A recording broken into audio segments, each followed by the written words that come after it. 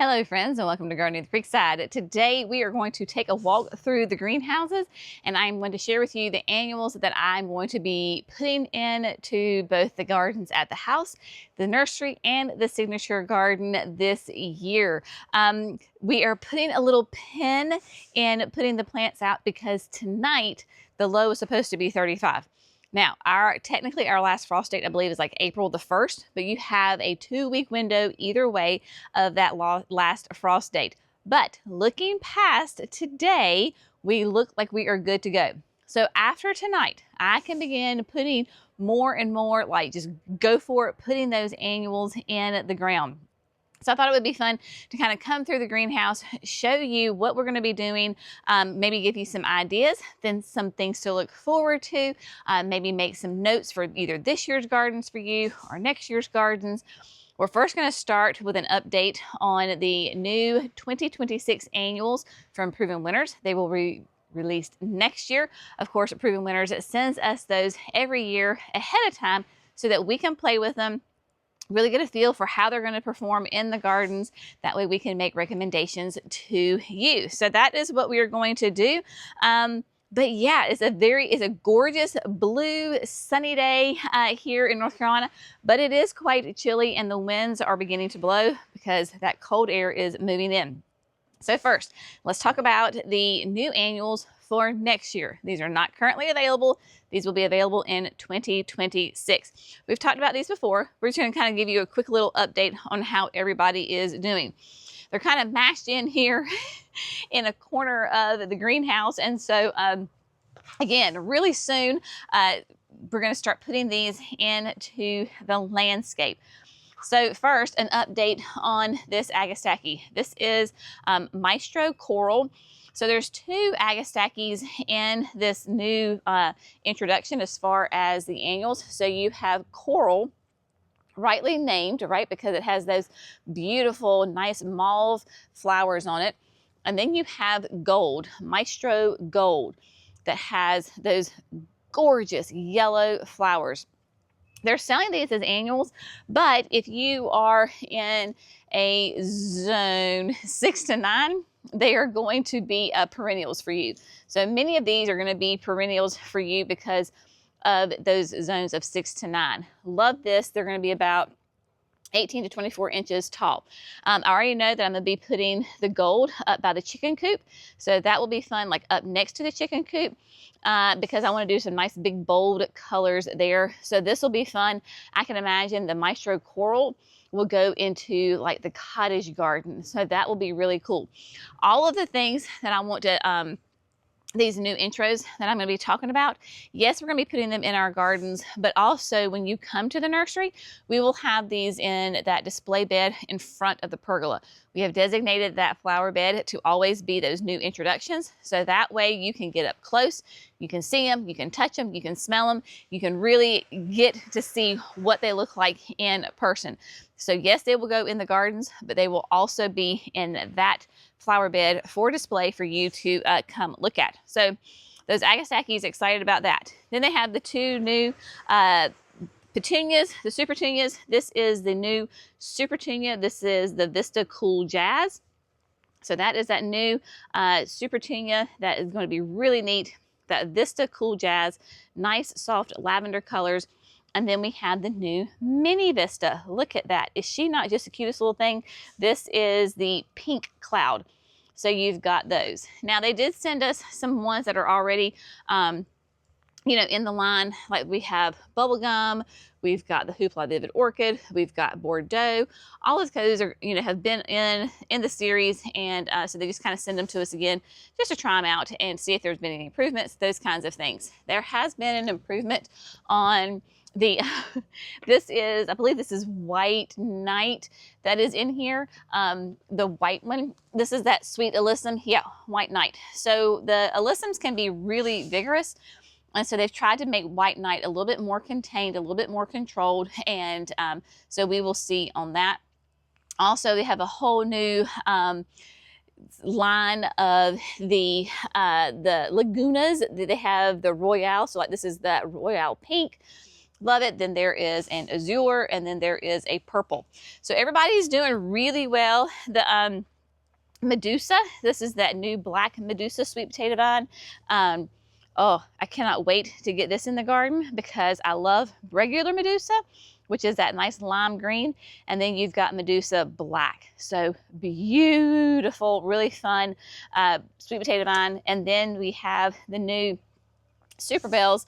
This is that double, let me get the name right, Super Bells Magic Double Grapefruit. So think of like the pink lemonade, or the pink prism. They've changed the name, but it has that really nice little sweet double flower to it. So those are those guys. Now let's talk about what we're going to be using in the gardens for us. One, as I'm coming by, so I only need 3 of these plants because they are so incredibly vigorous. Remember on the back of the garden shed where I have that chicken wire because it used to be the chicken coop? So what I put there is the climbing sweet potato vine. This is the sweet Proven Accents Sweet Caroline Upside Key Lime. And I'm trying to figure out where to, okay. So when, I know you've heard me say this before, I never imagined that a sweet potato vine can climb. Well, yes, it does, absolutely. And they are very vigorous. Maybe I did 4 last year, 2 on a panel. Maybe I did 4, but absolutely covered it. So you can either do it in the green or you can do it in the black. So if you see that upside, whether it's the black coffee or it's the key lime, y'all, they're going to grow. They're going to be vigorous. They're going to be extremely happy. But this is one of those plants that, this is why I haven't planted yet, because of these temperatures tonight, because you do not want to put your sweet potato vines out. Your sweet potato vines, your basil, your begonias, your coleus, your lantana, your portulaca, I'm looking around, your salvias, they do not like those cold temperatures. So even now, and even though it may not be completely freezing, when you get down, I would say below like the low 40s, they will freak out. So you just need to be very careful. Now, however, you may go, well, Jenny, you've already planted some of your petunias. Yes, I have. Am I going to cover those tonight? No, I am not, because my super petunias, my super bells, my osteos, I have those, the African daisies, they are already out in the landscape.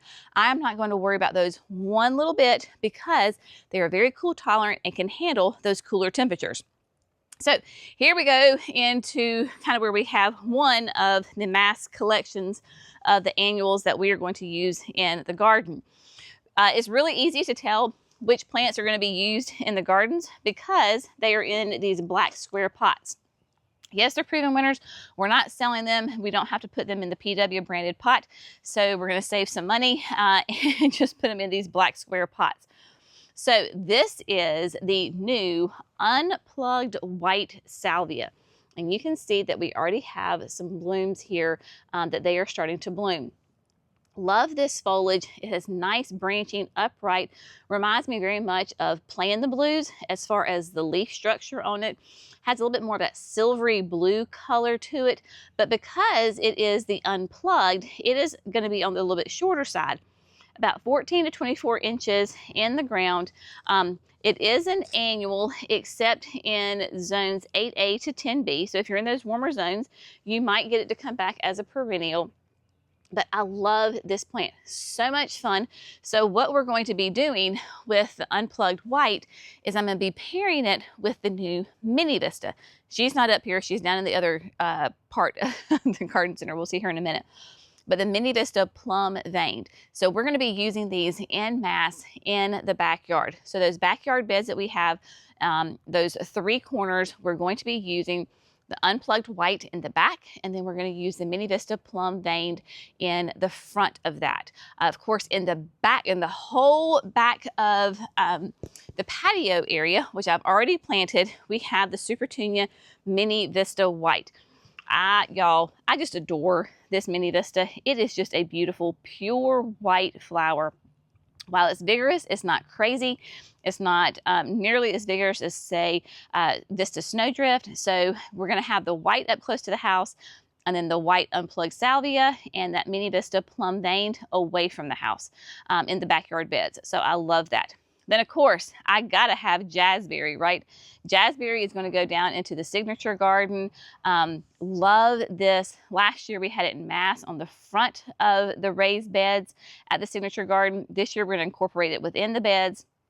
So of course I gotta have that that Supertunia Vista Jazzberry. Remember, your vistas are gonna be much more vigorous than like your mini vistas and or even the traditional petunias. Like, when I say traditional, it'll just say like Supertunia, whatever. Supertunia Saffron Finch. Saffron Finch, oh my gosh, y'all. If you want to talk about a true yellow petunia, this is Saffron Finch. It is an absolutely stunning, stunning color. A little bit darker on the inside, and then it fades a little bit to the creamy yellow white on the outer edges.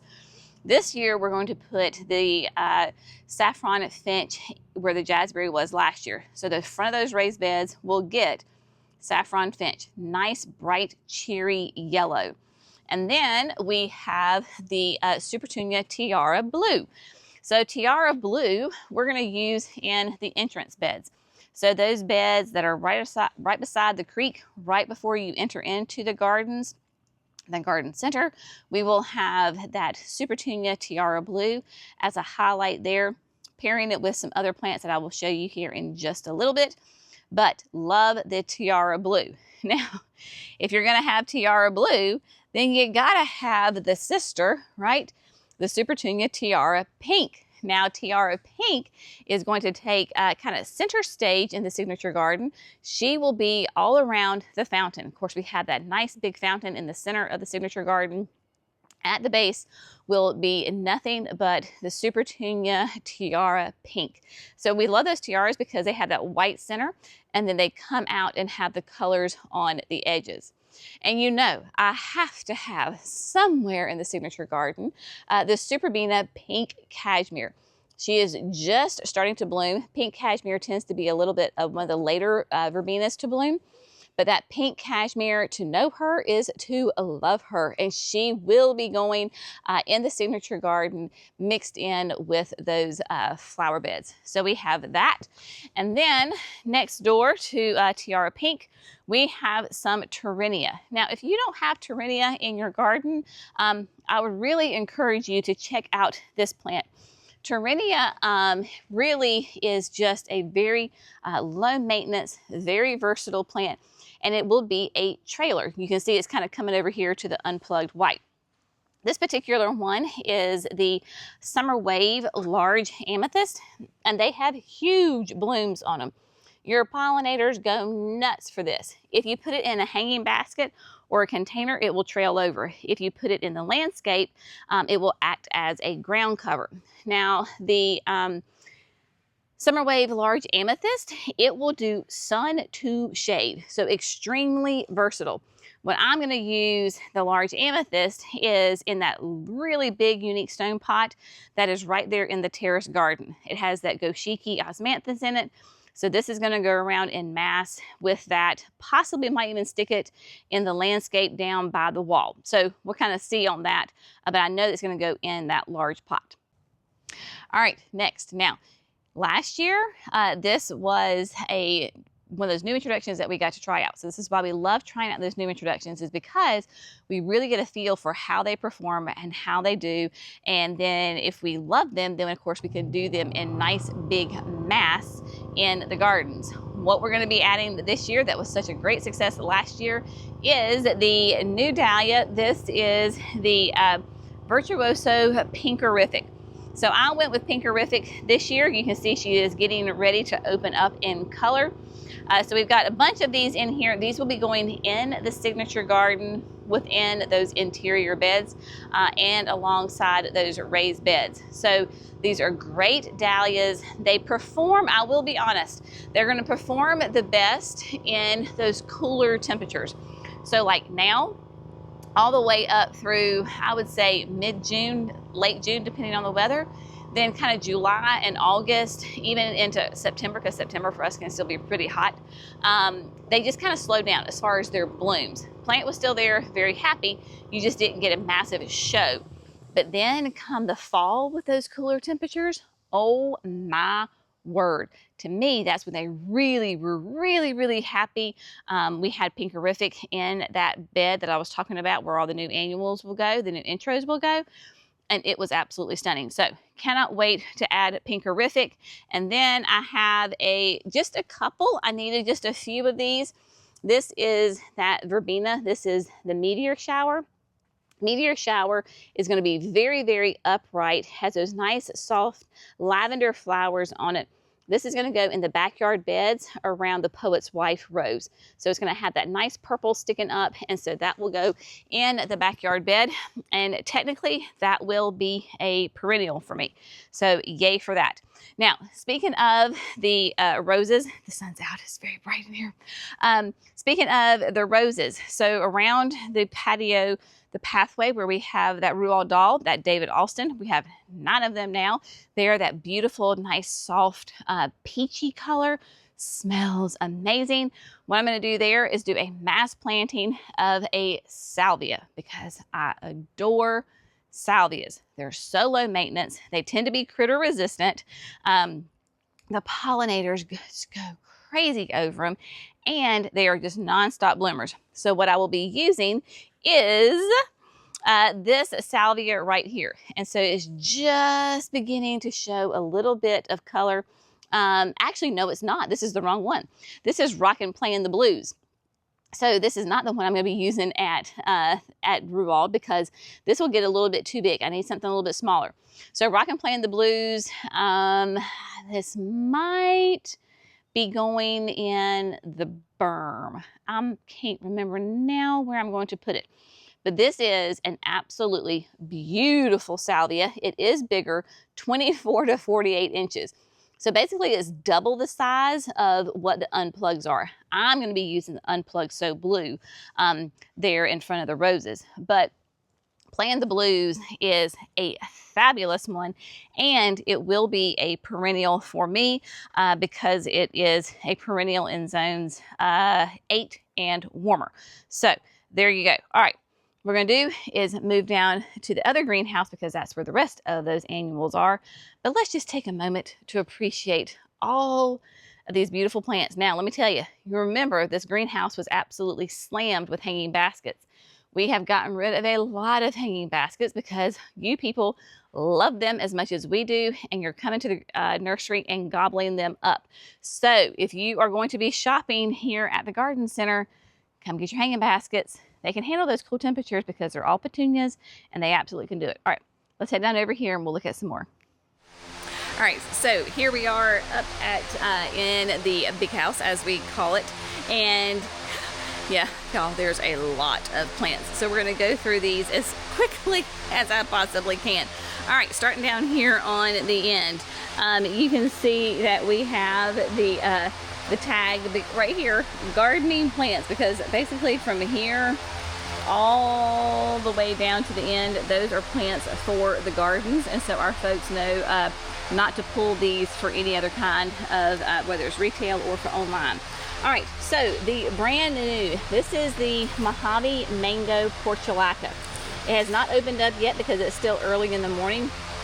Gorgeous new kind of that orange color. This is going to go around the perimeter of the back flower bed behind the garden shed. So super excited about this. Loves the heat. It is a long time bloomer all the way into the end of the season. Then we have the Campfire Marshmallow. Sweet little white daisy-like flowers.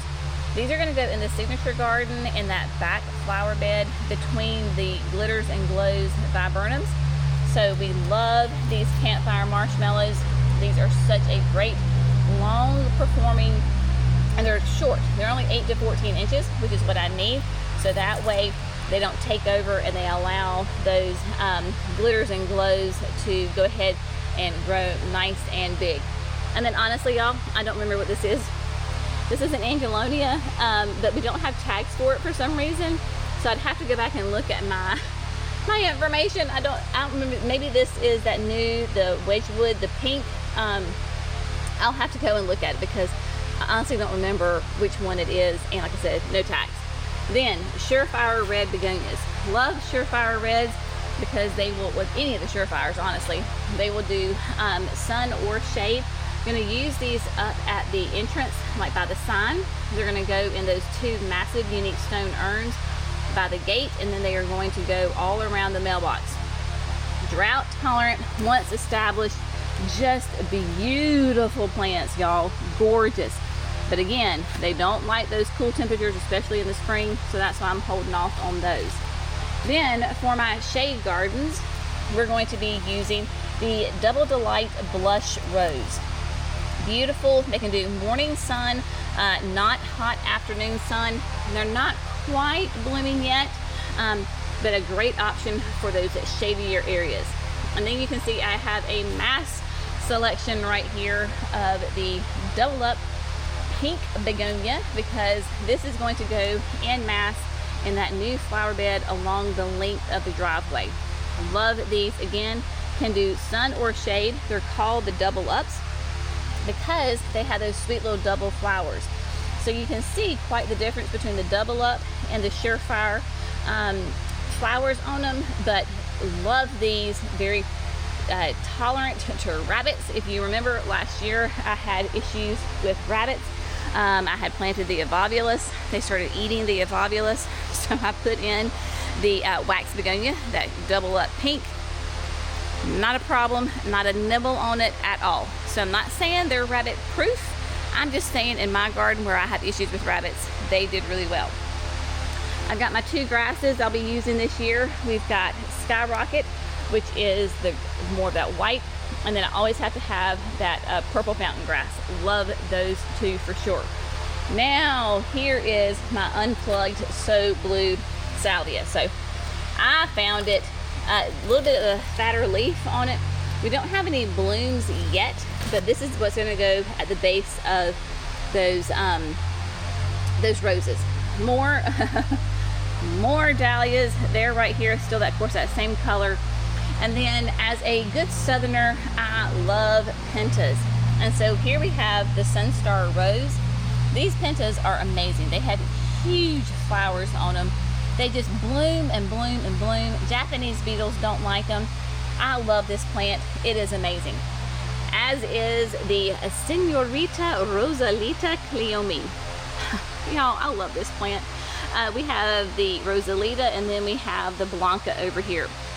Rosalita is going to go more at the house because it has those beautiful pinks. So I'll be using those around the house. Give me height.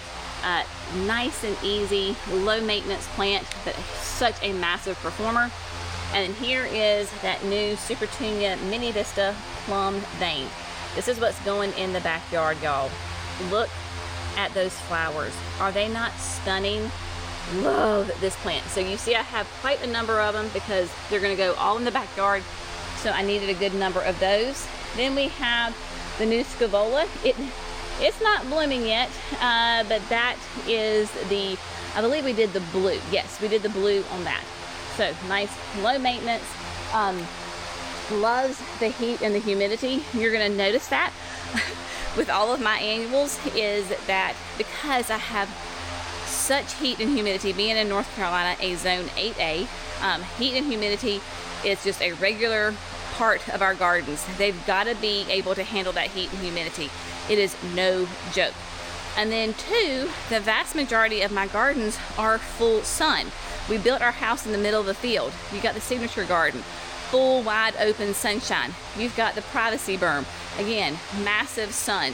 So my areas where I have shade, I really have leaned into using a lot of perennials and shrubs. So I will just use some accent plants. You're getting ready to see the one that I always use in those shade gardens. So I don't have a ton of annuals in my shade garden. Not to say that you can't. I definitely have some in here that you will see. But that's just that's just the way my gardens are. So we also have the Dichondra Silver Falls. This is a beautiful one, y'all. We sell this like hotcakes at the garden center. Beautiful foliage plant, but you can tell it trails. So So it gets really short, but it trails a long distance. Using that Senorita Blanca, we're going to use that again around kind of the nook at the signature garden. So that will be a beautiful display. This is the one that I always have to have in my shade garden, the Endless Illumination Broalia. Y'all, look how massive these flowers are. Beautiful, deep, rich purple, slight blue hue to them. Nice mounded habit, low maintenance, easy peasy, no fuss. Adore this plant. New one this year, and we have our first little bud starting to show a little bit of color, is the Aromagica purple heliotrope. This is such a nice low growing mounded habit. Again, Japanese beetles do not like it. You don't have to deadhead it. Even in late November, this thing was stunning. I adore it. I always have to have coleus in my gardens. This year I've got 2. So we've got the Color Blaze Wicked Witch, adore it. Next door is that brand new Mini-Me Chartreuse. Wicked Witch will get huge, especially if you put it in the landscape. Mini-Me is going to be more than half of its size. So love this plant. It is, both of these are beautiful. And the great thing about those Color Blaze coleuses is that they can do sun or shade. So it doesn't matter if you have full sun, you have full shade, somewhere in between, they absolutely can do it. You just may notice a little bit of a difference in the color of the plant. So maybe it's a little bit more muted, maybe it's a little bit more brighter. Either way, if you have it in full sun, full shade, you might get a little color variation, but they absolutely can handle it. I always have to have Diamond Frost. So here we have Diamond Frost right here.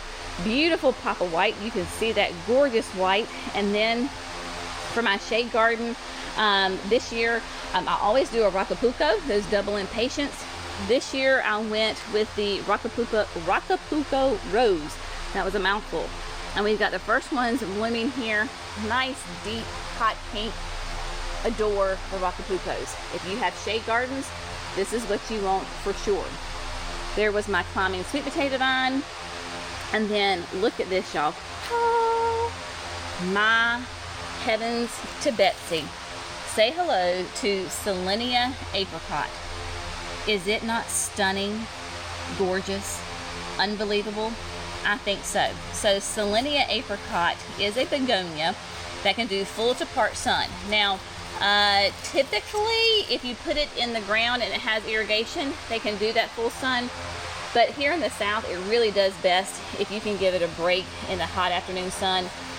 They can do in containers, in the ground, hanging baskets, you name it. Selenia apricot, I adore. And then we have, if you can see the pink right here, this is that Guara, that's the Carolee Petite Pink. I'm going to be adding that to the landscape in the terrace gardens because it's a great perennial. Love that. And then last, certainly not least, is the new unplugged red salvia, a true bright red salvia. It is that unplugged, so it's going to be a little bit shorter. Those will go in the entrance beds as well. So there are a ton of plants that have to be going into the landscape over the next month. Get through tonight, get past these cool temperatures, and then it is go time, baby. We are going to be adding plants like crazy because, of course, both at the gardens, at the house, the signature garden, all the display gardens, we have a lot of gardens for folks to come and explore. Of course, if you come to the nursery, all those public gardens, they are open to you. We would love for you to walk through, see them, touch them, take pictures, right? Get ideas for your gardens, and so that you can incorporate those plants into whatever space that you have. And then as far as the gardens at the house, of course, that is closed to the public, except for those of you who are coming to the Creekside Signature Experience on Friday, the June 20th. So that is that's the only way you get to see the gardens at the house, is if you come to the Signature Experience. And then we have that, of course, open for that nighttime when we have dinner. You can take your stroll through the gardens. So if you're interested, we still have spots available for the Signature Experience, and you can sign up online. And yeah, come hang out with us for the day. We got a lot of work to do between now and then, but it's a lot of fun, and we are going to be planting like crazy. So right now, what I'm going to go do is go get some of those beds prepared for these annuals, because we still have tulips. They're gone. All the flowers are gone off of them. Of course, tulips are annuals for us, and so they have got to come out so that these sweet babies can go in. If you have found this fun, informative, and inspirational, we would love it if you would like and subscribe to Gardening with Creekside. As always, we so appreciate you. Y'all have an amazing day. We'll see you in the next video. Bye, friends.